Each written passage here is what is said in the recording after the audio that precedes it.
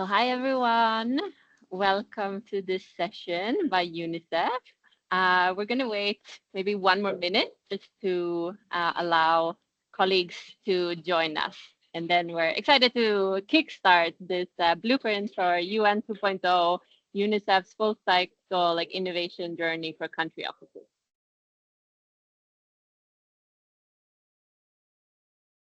But maybe to start, maybe some of you could just share in the chat, where you're from, share your role, share what you're excited to innovate on right now, maybe something exciting that you're working on, just so we can get to know you better.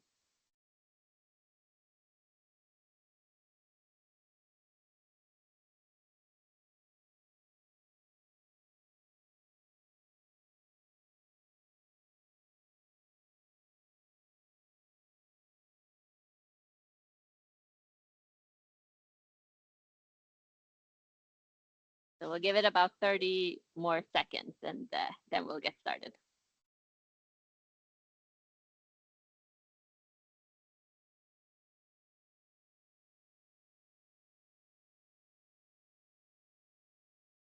This that we put together is really something that's very special to us, and it's something that we worked on for quite some time. I would say since the inception of the innovation office, within UNICEF, but it's taken many different types of iterations.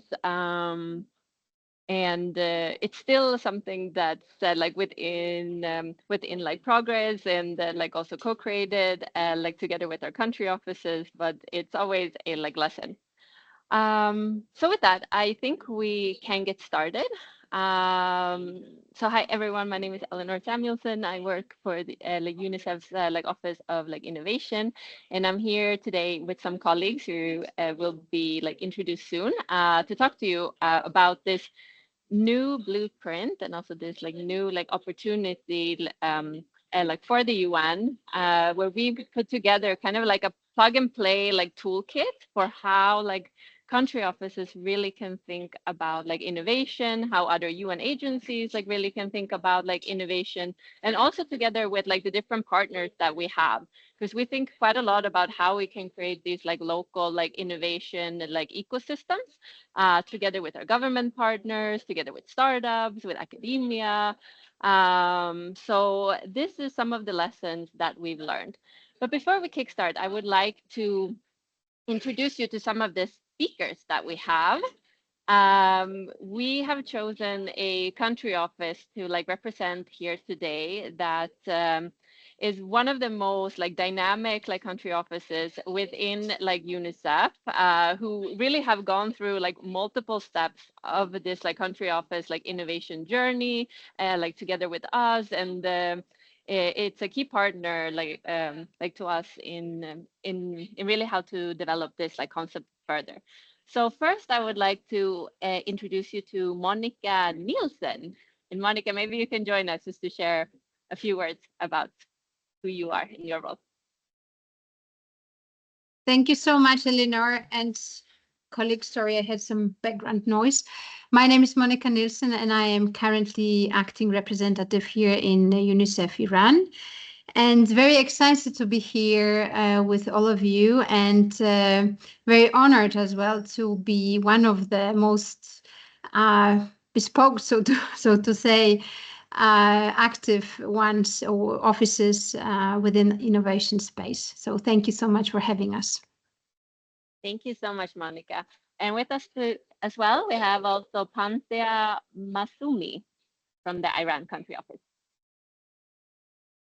Hi everyone, this is Panta. I am the Social Innovation and Behavior Change Lead in UNICEF Iran, and I'm very proud and happy and excited also to be a part of this journey with UNICEF, and I hope our experience could be helpful for others as well. Thank you so much, Panthea. And then we have Amir Lagradari from UNICEF Iran as well. Thanks, Eleanor. This is Amir. Very nice to meet you, everyone. I'm looking forward to the session. Very excited and happy to learn a lot from others as well. Thank you so much. And then we also have Sine Olsen, who is our new like design lead, like at the Office of Innovation. Hi everyone, Sune Olsen. I'm calling in from the UN city in Copenhagen, where I'm based. I'm hoping that my sound is a bit better now, so please do let me know if not. Very excited to be learning from Iran and also to be working closely with Iran and also colleagues out there. So excited about this. Back to you, Eleanor. Thank you. And finally, over to John, who is an innovation strategy consultant with us. Hello, everyone. I'm also part of the Office of Innovation with UNICEF. Really looking forward to meet you all and having a very fruitful discussion. And as I mentioned, like my name is Eleanor Samuelson. I am the lead of the Spark like Innovation Accelerator and also work with UNICEF as Office of like Innovation. So why are we gathered here today? Next slide, please. We're going to be covering three core like concepts that like UNICEF has like put together. We're going to start with like human-centered design, going into like the compass, like innovation strategy, the Spark like innovation accelerator, and all of these will be exemplified by the Iran country office innovation journey. And then at the end, we'll have some time for questions and have an open discussion with all of you. But if you have any thoughts or like questions like as we go, feel free to just post them within the chat. We'll do our best to answer them or we'll pick them up like at the end. Next. So as you know, there's like many challenges that are happening like for children like today, like within like UNICEF. Our like country office are really like responding to big like crises such as the climate emergency, digital exclusion, migration, poverty, different protracted like conflicts like everywhere. And what we see at the Office of Innovation is that there are many really great like ideas, and there's really big ones that have the real potential to like transform lives, but it does require some great like strategies, testing and like co-creating together with the communities, and also figuring out how do you create those like pathways like to scale. So this is why we really created this like country office like innovation like journey to move from these conceptual like ideas to fragmented pilots like into bigger like system like integrated community driven and like scalable like solutions. And we're doing this to like to embed like innovation within like the UNICEF core programming. But I mean, there's no reason why other UN agencies can like also use like some of these like ideas and some of these like examples to get inspired by, to build upon, and also to do the same. So that's what we're here to share with you today. So first we want to start to just show you, oh yeah, no, at first we want to start with just why we're doing this. And there's really some urgency like right now, if we are to meet the sustainable like development goals by like 2030, we actually have to like accelerate like the progress that we've seen over the past 15 years fourfold within these last 5 years that we have left. And so this is why we're like packaging this country office like innovation journey for you. So then, what is this like full cycle like innovation journey? It is not really a like one-off campaign, but it's a structured like full cycle process built to help like country offices to really identify what are the urgent like challenges. How do you actually source those like solutions that have the highest potential for impact? How do you test them quickly? And then how do you get the right like resource like mobilization to like scale what works? And we believe that everything starts with this like mindset mindset shift. So it starts with the people that we serve, and it doesn't start with like assumptions. It's actually like defining these like real world problems, uncovering like unmet needs and aspirations, and then co-creating these like solutions that are like inclusive, feasible, and also like context specific, which is what we do with human-centered like design practices. Compass is more like our strategic engine, where we're working with like country offices to go beyond project and build out their like enabling environment and their strategies that are linked to their like CPD, work plans, and um, the general like overarching like strategy. So we're looking at like how do you tap into like the governance, the partnerships, the funding. How do you align like innovation within the national systems, and how do you create these like dedicated pathways to scale like public like solutions? So it's more like a strategic planning tool to help bring you like measurable like results. And finally, we have Spark, which is really the like acceleration and like scaling like engine, where we're like deploying frameworks such as the 5D like innovation framework, which is our tool to like validate which solutions that actually scale across like impact, scalability, like innovation risk, and also business model. It's agile, we have milestone-based sprints, it's fast, you implement, it's all about action, and it's a lot about coaching, funding, and also generating evidence as you implement pilots into a large scale like national like implementation. And a lot of Spark also has to do with engaging government and the right innovation ecosystem to unlock that hidden value. Next, please. So starting off, we want to kick off with human-centered design. And over to you, Sine.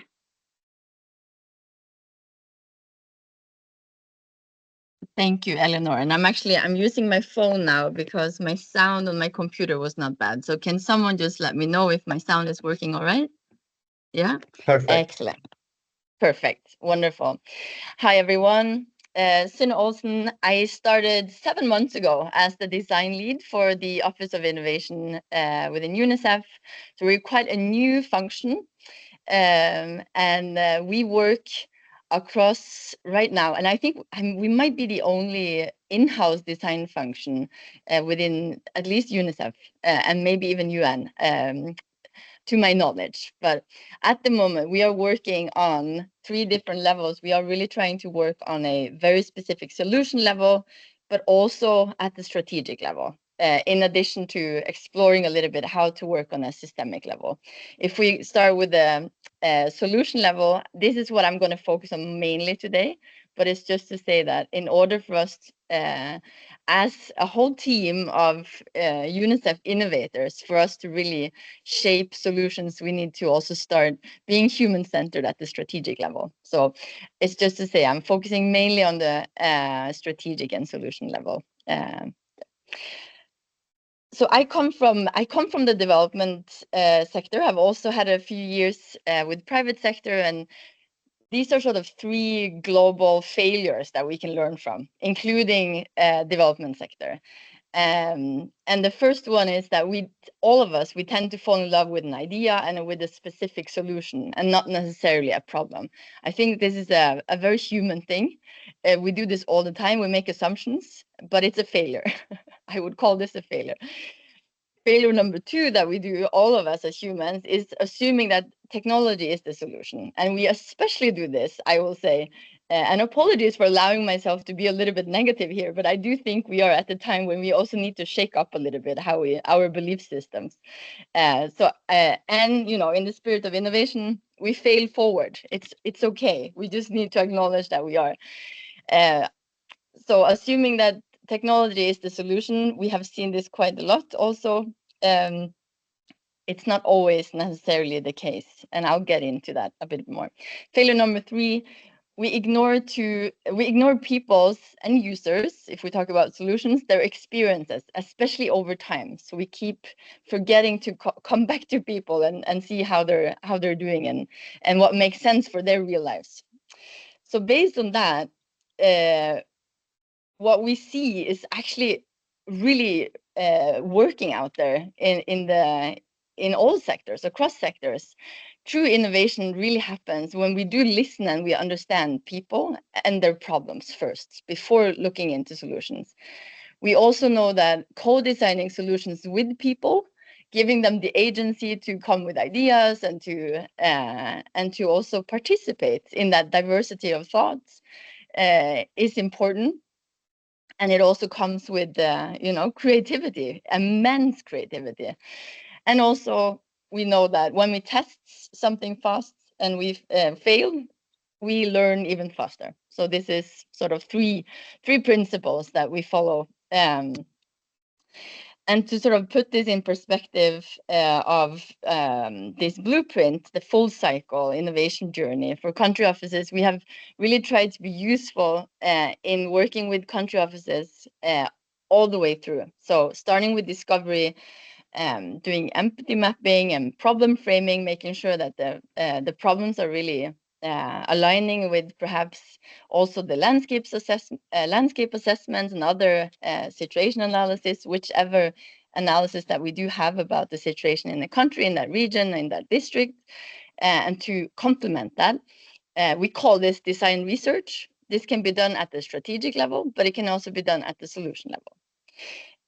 When it comes to ideation and we're starting to incubate and look into, okay, so what are, how do we address these, how do we address these problems? We tend to add value to co-ideation, so generating ideas together with people, whether that is communities or children directly, or maybe government and stakeholders, again, depending on the problems. And we facilitate for that. And also very often, and this is where we see the most value at this stage, and that is rapid prototyping. So we have professional designers, including Eleanor in this call, who works on creating very rapid versions, components of a project to test it quickly with users. We call this rapid prototyping. And please, in the chat, if I'm using language that you're not used to, please arrest me, because we want to also be better in how we communicate design. And then when it comes to accelerating, so let's say there's already a solution, you can see that it's working in one area, maybe even district, and you want to bring that to scale or accelerate it.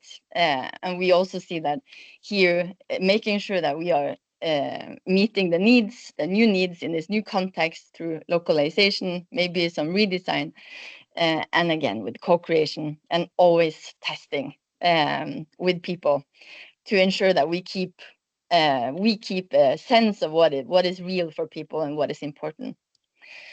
That is the essence. Yeah. So when you hear about design thinking, this is a human-centered approach that really draws on the designer's way of doing and thinking to bring that the needs of people, so the human value, together with the possibility of technology or which other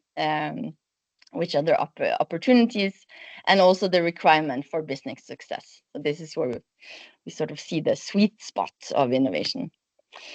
Yeah. So human-centered design. It's not about innovating for people, it's about innovating with people. Some of the lingo that sort of taps into this, I think we use in the development sector: participation, inclusion, co-creation. At the end of the day, I think it's also about agency. And I am very excited to have Pantia Masumi from Iran. I've been looking very much forward to speaking to you, and especially about your experiences in Iran. So I have prepared a few questions for you that I would love to hear from you. And please do take the time that you need. I try to keep my presentation short so you have more time. And my first question to you, first of all, Pantia, nice to meet you, and hello from Copenhagen. I was wondering if you could share a story or an example where applying human-centeredness, it doesn't necessarily have to be human-centered design. I know that this is something that the office is, the country office exploring and learning as you go as well. But do you have an example or a story where you can see that way of thinking and doing has sort of shifted the way that the program was shaped or delivered for children in Iran? That's my first question to you. Over to you, Pantia. Thank you very much, Sine, and hello again to colleagues online. I am very happy and honored to be a part of this the webinar, and I hope what I share is useful for all colleagues. I want to start by saying that actually human-centeredness or social behavior change and community engagement is not new, neither in UNICEF and in UNICEF Iran. It started actually, I can say, we started this program 15 years ago. And it evolved during the past years gradually and improved and became innovative and became more human rights based as we worked and experienced together within UNICEF as also with our partners. Today, I want to focus on our on one example of our experience with health sector in Iran, and share just a snapshot of how we utilize human-centered design thinking, and the cycle that Sine, you shared with us. And in Iran, the national health system is a mature and advanced health system which utilizes a nice community-based component, a systematized community-based component in it, which is an official part of the health service delivery in the system. And it's a very well established one, but governed under a highly centralized structure and mainly handled manually. When I say manually, I don't mean paper and pen, but the regular digital softwares, of course, are utilized, but not the innovative one, which is the part that we are supporting now, and we will talk through it sometime later during this webinar. Through our cooperation with the Ministry of Health, mainly, we apply a human-centered design approach to shift the traditional top-down model, which, as I mentioned, the system is a very centralized system. So we want to shift the traditional top-down model towards a more decentralized, community-based approach. We actively engage with the different levels of the community-based structure, which includes the health frontliners, which we call them behfars, and then health volunteers, which is the second layer, and then health ambassadors, which are the ambassadors in the households. So these are the three community-based layers that exist in the structure of Iran, and many of them are women. And we want to engage them not just as we actually support Ministry of Health to engage them not just as implementers, but as co-designers of the health sectors. And UNICEF supporting and UNICEF always supports to enhance the community-based the programs starts to community-based needs assessments through these community-based structure to identify the needs. For example, some years ago, we were asked to design a game to raise awareness and reduce the stigma among children living with or affected by HIV. Instead of developing the solutions based on solely assumptions, we engage children and parents in preliminary consultation.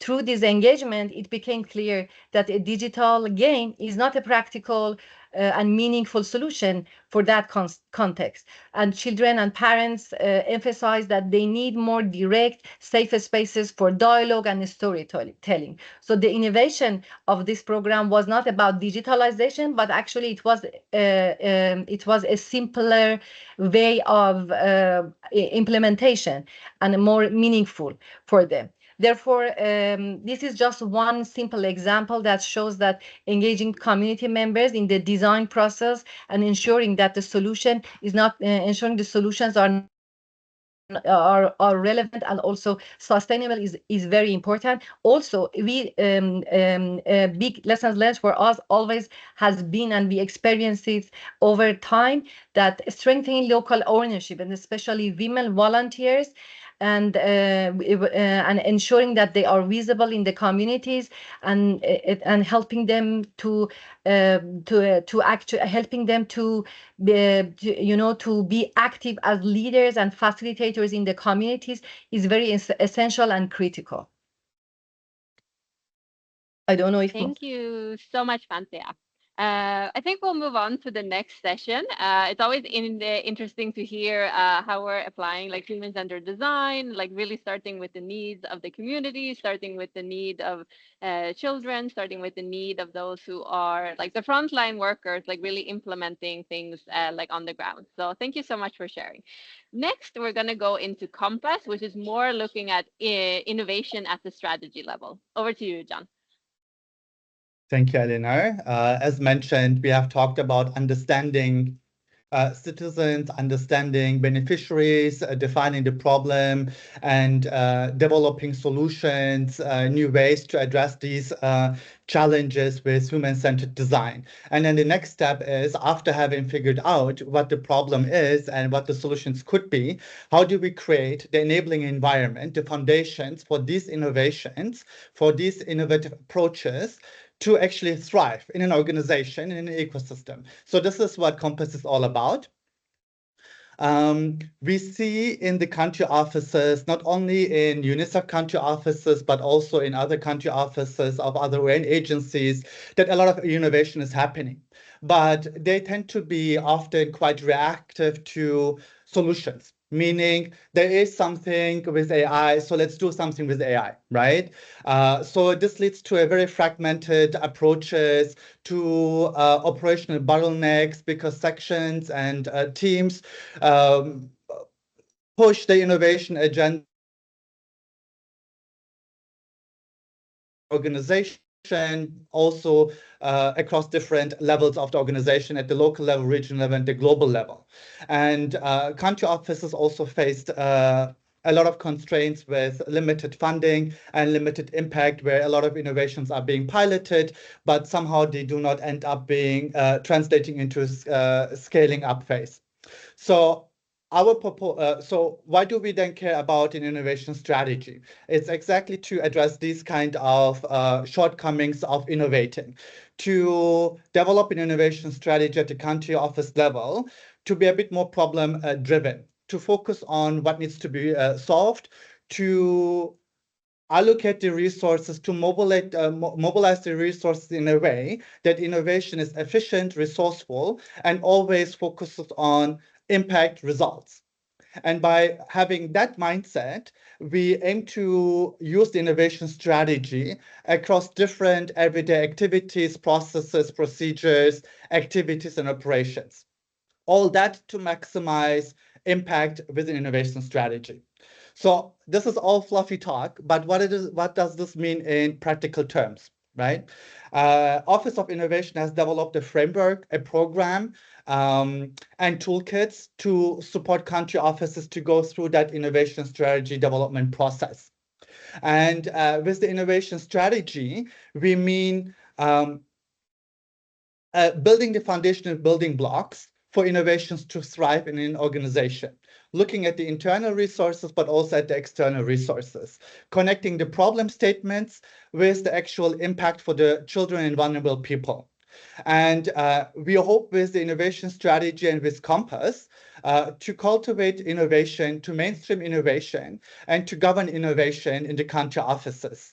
So you see on the left side here the framework, and I will deep dive a bit more into the specific activities of that framework in detail. But essentially, Compass has become one of UNICEF's fastest growing innovation strategy programs. It is designed to accelerate impact and solutions to reach 1 billion children globally. And we have evolved into a plug-and-play toolkit that all the other UN agencies and development organizations actually can use it. So let me just go one step further and deep dive into the Compass methodology. You see here a very structured process to develop your innovation strategy process, but and everyone in the innovation sphere knows this.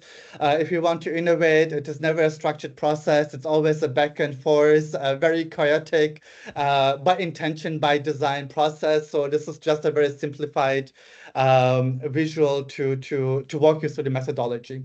So we basically start with the country offices in identifying the problem statements that we want to solve, right? And you can use human-centered design approaches to it. You can use data-driven approaches to it. And country offices also usually have their own tools and mechanisms in place to understand what the context is and the society challenges are that needs to be addressed. And based on these problem statements, we support the country offices to develop the innovation objectives, the innovation vision, mission statements, and focus on select thematic areas so that innovation is also focused and targeted and intentional and not really scattered across different areas, hoping to really increase the results by doing so. So based on the objectives, we then try to identify what existing innovations and solutions we can leverage so that we are not creating something new, but really create synergies across different organizations.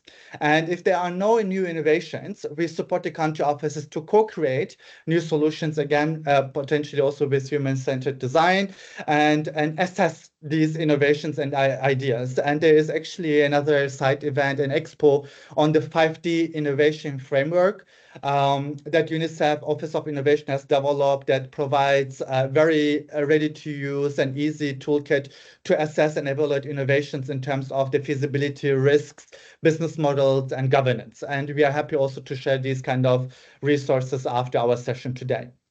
And so much on the innovations and the solutions. And but what about if you have the innovations in place and want to implement and launch and accelerate and scale this? And we make this experience not only within UNICEF, but also in the private sector, in the other development areas, is that the enabling environment for innovations to thrive, to be created, is often overlooked. So we also support the country offices to create the capacity and the talent, to create these governance structures and partnerships, funding and culture to innovate so that this can happen without any kind of support, but it is basically very much enmarked into DNA of each organization. And then the following phases on creating an action plan and evidence and learning mechanisms for adaptive management, and also integrating that into the country program cycle is quite essential. So this is a very simplified version of the Compass methodology. So what does it mean for country offices or agencies, other development organizations wanting to use Compass? So we have ready-to-use templates, manuals, frameworks, activities that all of you can use and plug and play. And in addition to that, because a toolkit is just a toolkit, and it is only worth something if there is implementation support to it. And we stand ready to support everyone here and other colleagues with one-on-one mentoring, with community calls, with peer-to-peer learning, so that these innovation strategy development processes are also supported with technical assistance. And in the end, in terms of a tangible output for the country offices, you will have an innovation strategy in place. We have here screenshotted the business model canvases, market solution fit, enabling environment canvases that might be a bit more familiar from the startup ecosystem, and implement these innovation strategies not only in the innovation ecosystem in the countries, but also into the national systems, basically to use innovation to strengthen the national systems. And with that, I would like to open the Q&A session with Monica from the country office Iran. But maybe before we do this, just to highlight that we have that Monica and country office Iran was part of the first cohort of Compass, and we have so far supported 14 countries. through the Compass program, and Iran was definitely one of the pioneers to put Compass on the landmark, and we are very happy to have engaged in that conversation with Monica. I will skip the results for now and happy to share the slides with the colleagues after the session. Monica, thank you very much for joining the session, and you have hands-on experience with Compass as the first cohort here. I would like to understand a bit more your experience as a representative acting and the DEP back then, I believe, with Compass, and also understand a bit more what were the internal conditions for the innovation strategy to be developed and to take off in terms of leadership, in terms of capacity, in terms of culture. So what happened in the country offices for Compass to actually thrive? Thank you so much, Anne, for the questions. And I can't take credit whatsoever for any of this work. I think, as a deputy representative at that time, I'm currently acting as representative, but in my role as deputy representative, I think, and I will get to it later, but from my end, what I was ensuring is the platform, or rather the environment, for the innovation and colleagues to understand how to deal with that. But this takes me really, and before I go into UNICEF Iran and how we embrace innovations across our programs, I want to relate to what Sine was saying about co-creating or co-designing solutions with people. And as much as we talk about the outside world, we are serving children and communities. I think it also works very much for us. We can't forget that we are the representation of societies and communities ourselves. So similarly here, we want to say that just like many other novelties, innovations come with a mind shift, and one must believe that it can actually offer a different way or different solutions to problems, or doing business not as usual. And sometimes, and what I usually keep on repeating is, we don't know what we don't know. And I think when you said, Chan, that innovation is a very kind of messy process, I would say it's messy, but it's also very creative in that messiness, right? So before going into Compass, I want to say that Iran is a middle-income country, and Panta also kind of hinted towards it. And we have a number of international sanctions, which is exactly where UNICEF and the entire UN comparative advantage should be leveraged. And I think innovations is one of the ways. I'm not saying it's the only way, but it's one of the ways of leveraging our comparative advantage. Before we embrace a formal innovation strategy, or the Compass as methodology, the UNICEF country office, or UNICEF Iran country office, operated with a strong focus on one-off experiments, I would say, or tried and tested approaches. However, perhaps it was not as systematic as Compass then frames it across programs. While some of these innovations, might have been very effective before, they were not very systematically perhaps adapted to the programs that we wanted to be driven by innovations, and they were not embedded in our daily mindset. And that's why I'm saying, co-creation with people, also within the organization, is very important. Many teams did not see themselves as innovators and still do not. I would say it's a process. And opportunities to explore new solutions were very limited, despite the rich technical expertise presented within the office. And I want to emphasize this, because every office needs a maverick, someone who will actually provoke, and I can see Amir is smiling, because Amir is actually the maverick, together with Panta, who supported, programs in both looking at innovations as well as human-centered design. And I'll get to this in a moment. So the critical turning point was when, as leadership recognize that addressing complex and evolving challenges, and in Iran we have plenty of those, especially within health, water, sanitation, and emergencies, require fresh thinking and agility and adaptability, I think. So with the new country program, we actually opened the opportunity for situating innovations and social behavior change at the heart of the program. And that was really the turning point for us. And that's also where Compass came in. And I want to, stress that recognizing the expertise in the office and leveraging the strong technical capacity within the team was the foundation for looking at innovations and social behavior change as the foundation. So what happened was that really we placed both social behavior change and innovations at the heart of our programming to support better outcomes for children in Iran.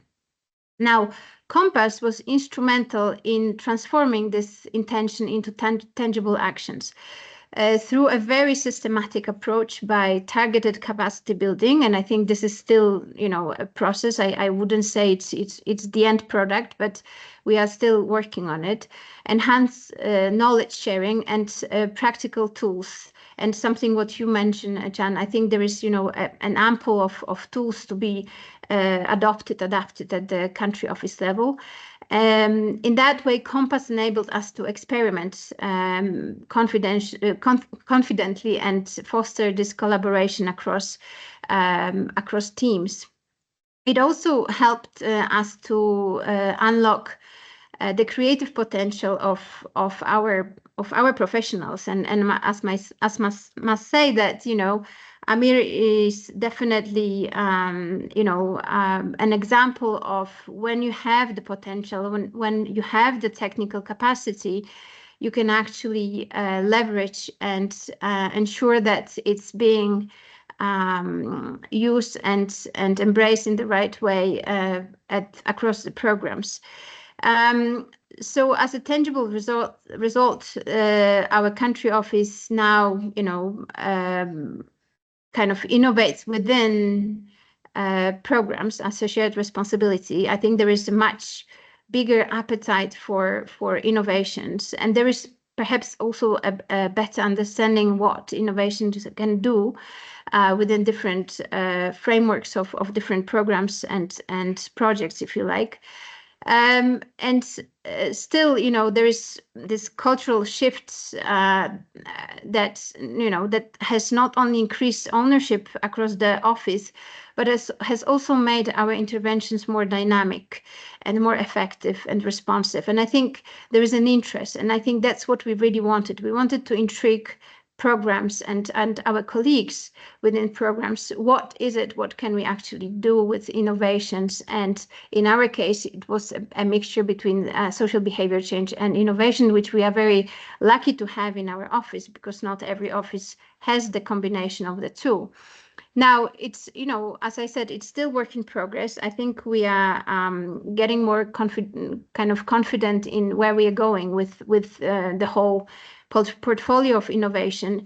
But I would say that definitely a strong combination of leadership, timely opportunity, and the capacity that a given office or team has, those are the factors which are absolutely important and fundamental for the success of any innovation in the given program or team. So that's kind of, a very quick snapshot of where, well, the very long journey. I think it's been over a year now, but a very kind of fruitful and successful one, I think. And we are still, work in progress, as I said. Thank you so much, Monica, for sharing with us those detailed examples of how innovation strategy has made an impact within your country office. Let's go to the next slide.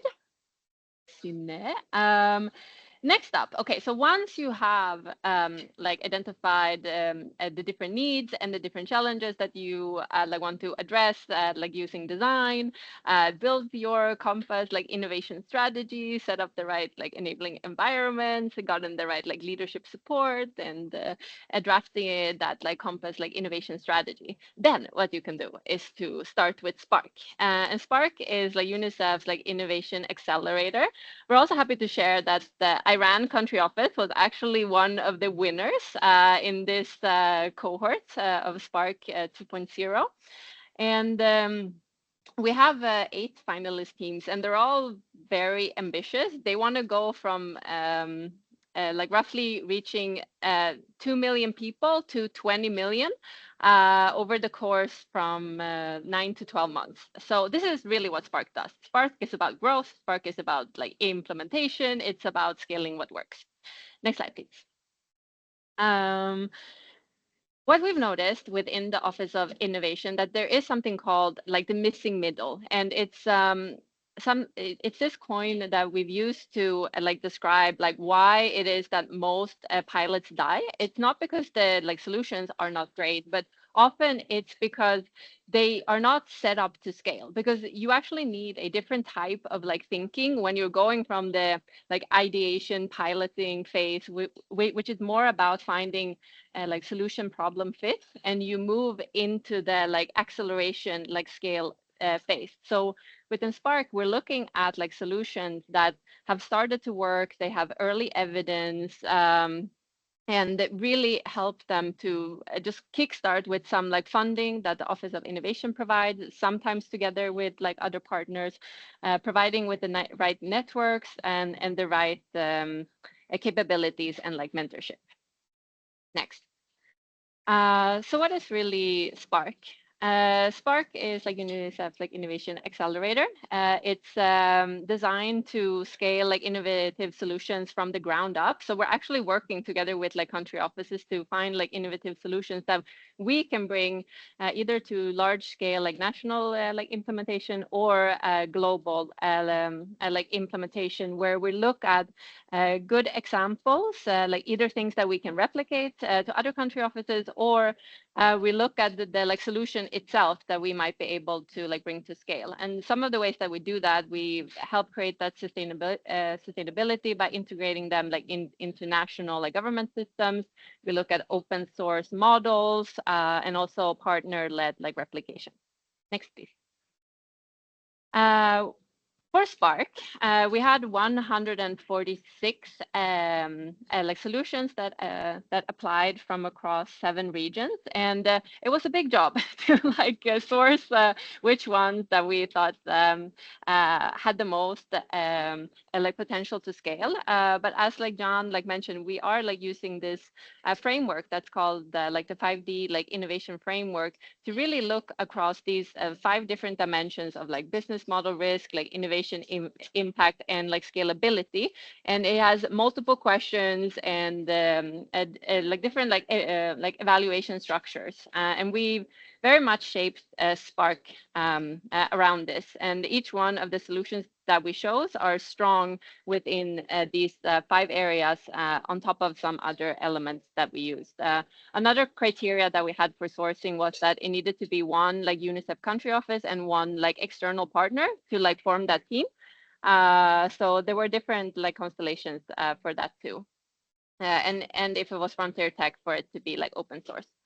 But really, like, what is the Spark journey? It's a very high intensity, high growth like journey, where we start off with an innovation week where we brought 8 finalists like teams to Stockholm. They were developing their value proposition, their like business models. They were looking at their pathway to scale, human-centered design methods, their user journeys, how to open source like frontier technologies. And then they actually got 3 minutes to put together a pitch. And 3 minutes is very short, but these 3 minutes was really to help them condense like what is the core element of what your solution is, and how do you use that story to convince partners, to convince your team, to like get everyone like engage, because quite a lot of about growth is actually about like communication. And they got the opportunity to pitch to the former executive director like of like UNICEF, which is like Henrietta Fore, who gave them like real-time feedback, and also together with like OOI's like innovation director like Thomas Davin, who also gave them feedback. So the pitch like wasn't really like something to like decide who is like winning or not, but it was really designed to help like accelerate the like the teams with like knowledge from like people who have seen this, and also worked on like scaling solutions. And then the teams are working with 6 to 8 week sprints, and I'm going to go into what that means. Next slide, please. So the Spark like Innovation Week, like as I mentioned, we had the one for Spark 2, I believe like 1 month ago, where we had the country office like from like Iran, from Bolivia, from Mozambique, Libya, Kenya, Pakistan, Ethiopia, and Mali join us, and we just had them go through like different workshops. They were very hands-on, and at the end, like what we really like ended up having was this milestone-based roadmap on how they would scale their solution, and also just the network of like getting to know everyone. Next, please.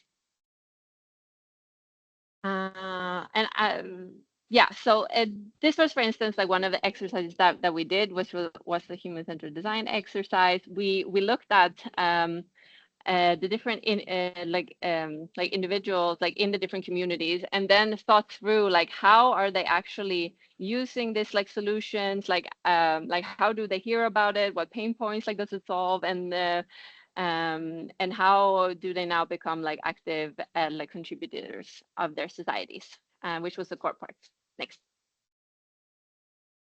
Now with the 4 winners, like 4 to 5 winners that we're going to have, we're going to set up these 6 to 8 week sprints.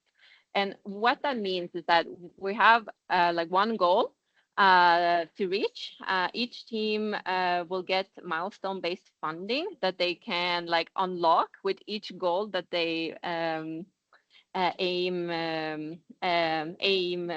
to reach. And it's not that these goals are like set in stone, but it's more this like direction to which you can like scale your like solution. So we're like looking at what's like the smallest like pieces that you can prototype, what evidence do you need to drive the right like decision making, and what partners are like essential to like unlock that balance. Next, please. And as I mentioned, Spark is also about that like 3-minute pitch, and it's really that like refined like value story to help like engage the right partners, and not like traditional like UN stories, but more just like direct feedback, no filters, no fluff, but like hearing actionable insights. Next. For Spark 2, we had quite a lot of interest. What was quite fascinating to us was that there were many different types of like external partners that like wanted to join. Most of them were government partners. We also had some civil society or like organizations, private sector startups, like academia, and they were working together with the country offices to scale the different solutions. We had a whole like marketing strategy to be able to reach like every single one like of the regions, which we're also happy to share. And now to hear from one of the Spark winners within the health and also frontier like tech like category. We would like to hear more just about how the Iran like country office is really doing like public sector like innovation. They're working together like together with the government to create a like new module to support like community health workers using human-centered design and also to create these predictive like AI like analytics to better be able to shape the right like interventions to take place. So with us for that, we have like Amir, and we really just want to hear your take on like what is it that you think is like innovative about the like solution that you have. Like what was it that like enabled like public sector like innovation, and how are you working with AI and also human-centered design to scale this like in this new way of working like within a system that I believe is like 15, 20 years old. Over to you, Amir. Thanks, Eleanor. And yeah, I think that's an interesting question to start with. One of the areas, and with the changes that are happening in the UN, we will see that we need to become more efficient with our funding. So one of the ways that we are exploring to innovate is innovating with the government, so co-creation of solutions with the government. And sometimes we don't need to come up with a new solution. The solution is already there, but we need to go there and pick that up and help it to be enhanced and to be able to work within one system or across several systems. So that's what we have tried to do with this particular solution. Let me start with the problem that they have been working on for many years in the Ministry of Health. So as Panta mentioned, we have a very strong PHC system, primary healthcare system in the country. It reaches almost every community in the country. With some people, of course, left behind, but it has a very good reach, and they have a very large network of individuals who are supporting that primary healthcare system. This includes, for instance, 6 million health ambassadors in the houses. There are 400,000 volunteers, 40,000 community health workers, and many others who are involved in really keeping the PHC system dynamic. So the problem that they have been facing was that not all of the health issues are individual issues and they have a medical solution. There are social determinants of health within the communities that if you address them, many of the medical issues and health issues wouldn't really come up for the primary healthcare system or the health system as a whole to address. So it's a very cheaper kind of way of addressing health issues in the health system. So they have been working for around 20 years to be able to really prop up a system to be able to improve community health.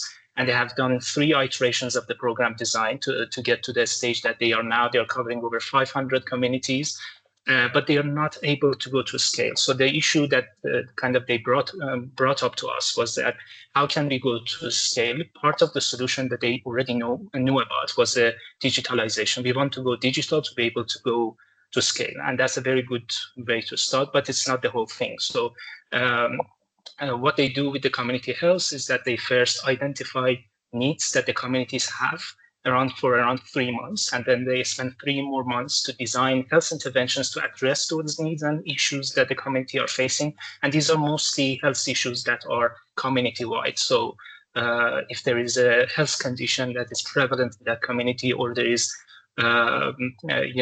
environmental risk factors and risk conditions that are contributing to a health issue that the PHC system is picking up, that's where they would really focus to their health intervention. And then they implement for 1.5 years. So there's a 2-year cycle with the community health program. What we are kind of supporting now is to first digitalize it.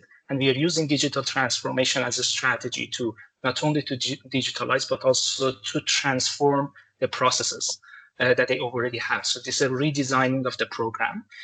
With the human-centered design, we are focusing on the first stage mostly, which is the need assessment. So they engage with the community. There is a community health worker from the health system that would engage with the community, and there's also community health volunteers that they would support. And we are kind of digitalizing that whole process, and we have the human-centered design to be able to get the needs exactly as the community reflect them. And then we are using AI to be able to develop an AI recommendation system for communities to learn from health interventions that are working in other communities, because many of the issues are common among different communities. And also the community health data hasn't been tapped into. There's a wealth of data that would help for the health system to identify where are the next pandemic hotspots, what are the top issues that you're seeing in particular region is popping up as a health environmental issues that they would be able to address. So efficient use of the resources would be able to facilitate it with the AI-enabled analytics. And there's a platform for the health management, and there's also a platform that is the interface between the community health workers, and there's a whole system at the community level that Panta mentioned that would support this interaction between the health system and the community. It's a multi-layered kind of community engagement program. So we are using AI to be able to help them to tap into the data, insight from the data on the community health to be able to improve health outcomes, together with the PHC data that is individualized health records. Together, that would give a more kind of comprehensive picture of the health system and how to address the issues they're facing in the communities. Over. And you can tell why we thought this was such an interesting and like solution to like support like via Spark. We actually had like nothing to do with it. We had a full like evaluation board that was going through the different like solutions to like evaluate them like from different types of like metrics. But we're really curious to see like where the UNICEF like Iran country office will bring this like very like innovative and also creative like solution to scale at the end of this year. Next slide, please. So we really want to encourage you to like join us to innovate. Next slide.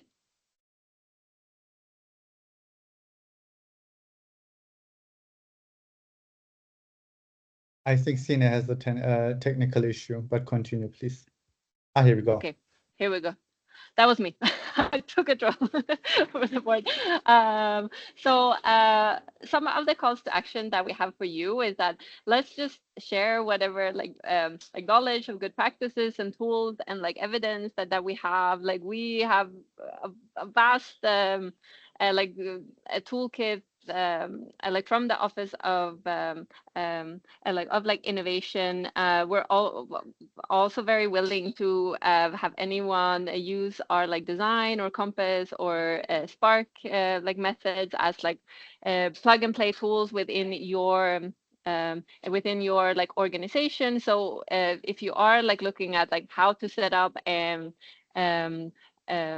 like how to set up and like innovation strategy, then email John. Or if you want to run your own like innovation accelerator, you can email me and we'll be happy to like support you with that. Or if you're thinking about how you actually can use like human-centered design in like new ways, then we have a design team. You met Sine, so we would just like encourage us to collaborate and like create different synergies like on the ground. And we're also super curious of how you can actually innovate within like country offices across different UN agencies, like which is also why we're here today. It's part of the UN 2.0 like agenda.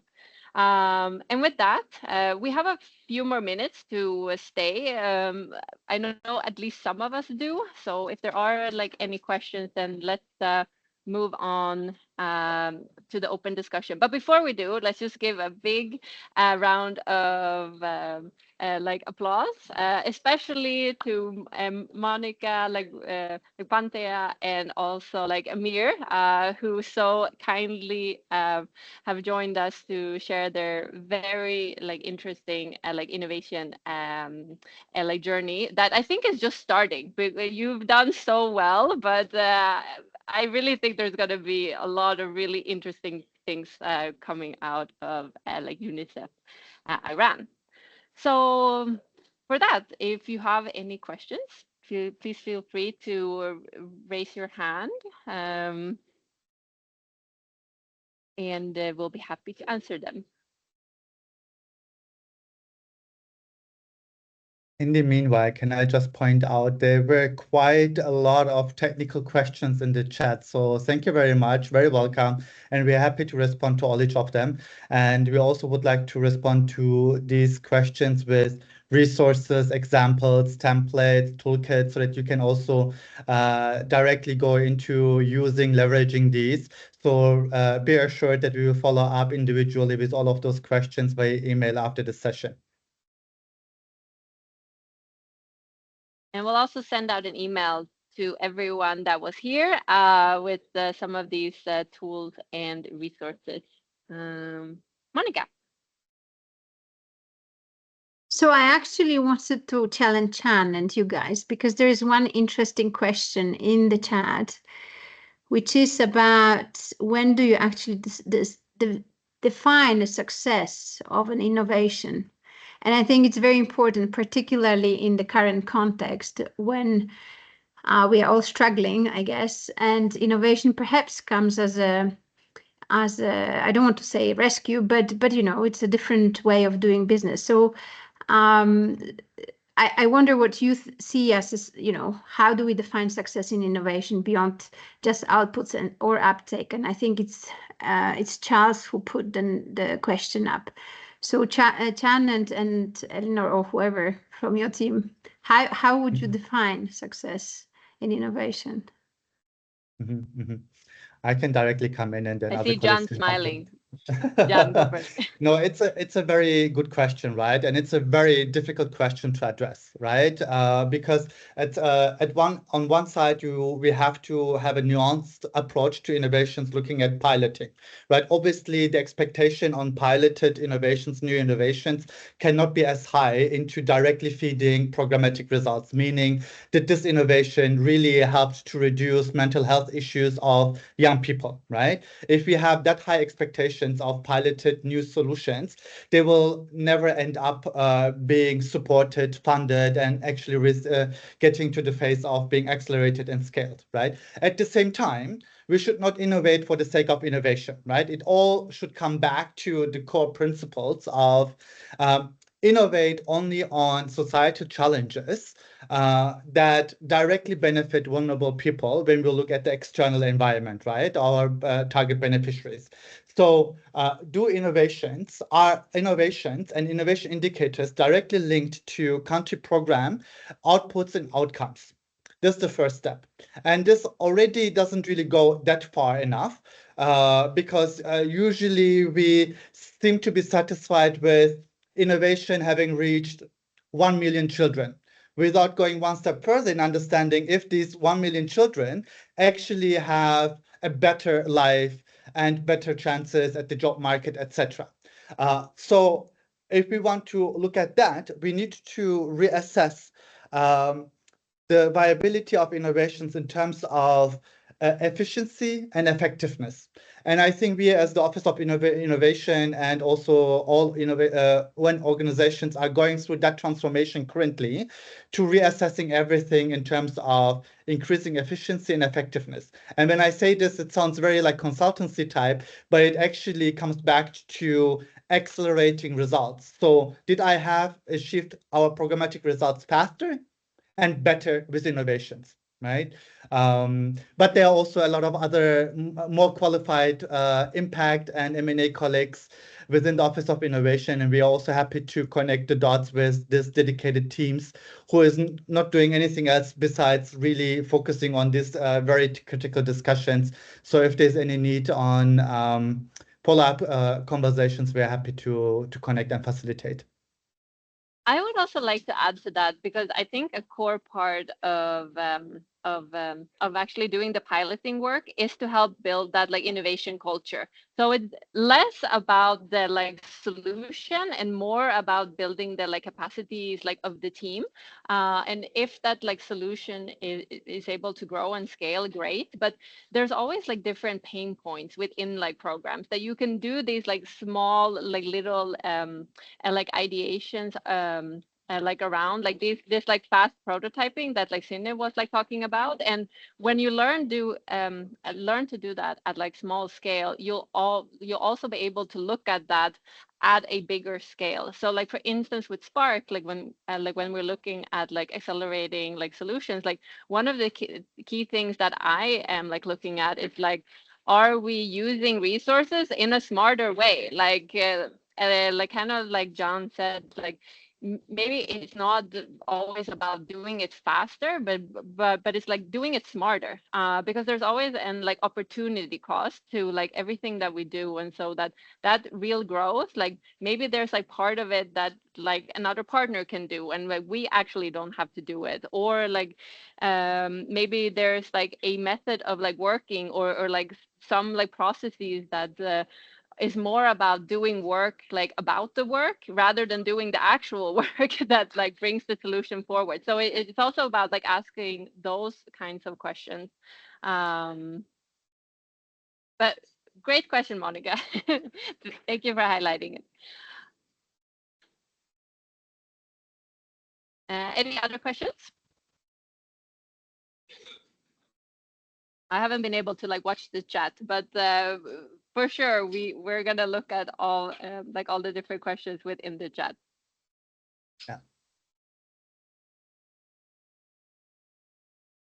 Yeah, we have already started to respond to the questions in this chat. I think with that we can phase off and then take it offline. Elinor? Sounds good. Okay, so just thank you to all of you.